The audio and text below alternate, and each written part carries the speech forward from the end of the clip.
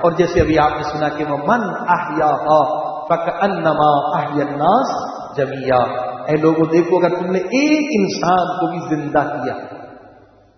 اب کسی نے پوچھا، امام سے پوچھا، حضرت امام جعفر صادق علیہ السلام، کہا میرے آقا زندگی تو خدا کے ہاتھ میں، ہم کسی کو زندہ کیسے؟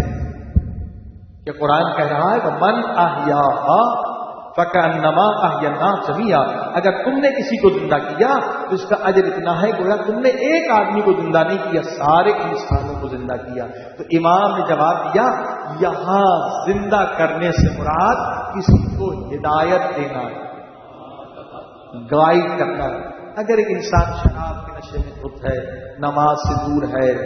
اسلام سے دور ہے، تقویٰ سے دور ہے، حیوانی زندگی بسر کر رہا ہے، جیسے حیوان کھاتے ہیں پیتے ہیں اور شہوات کے پیچھے ہے، ایسے اس کی زندگی ہے، مقصد حیات کا اسے پتہ نہیں کہ دنیا میں کیوں آیا ہے، کس مقصد کے لیے، حیوان کی طرح زندگی بسر کر رہا ہے، شراب بھی پی رہا ہے، خنزیر بھی کھا رہا ہے، سود بھی کھا رہا ہے، سب کچھ حرام کر رہا ہے. اگر آپ نے اس ایک انسان کو ہدایت دے دی، اللہ کا راستہ دکھا دیا، مسجد کا راستہ دکھا دیا، آخر تجھے مرنا ہے، آخر تجھے قبر میں جانا ہے، وہاں ایک ایک چیز کا حساب ہوگا. اگر یہ ایک انسان جو ہے آپ کی کوشش کی وجہ سے ہدایت پا جائے تو یہ مت سمجھیے کہ آپ نے فقط ایک انسان کو ہدایت دی ہے، بلکہ خدا یہ فرما رہا ہے میں تجھے ثواب اتنا دوں گا گویا تو نے پوری دنیا کو مسلمان کر دیا. بھائی دوسرا کوئی بات آپ کی سنے یا نہ سنے، راستے میں کس کو پکڑ پکڑ کے آپ ہدایت دیں گے؟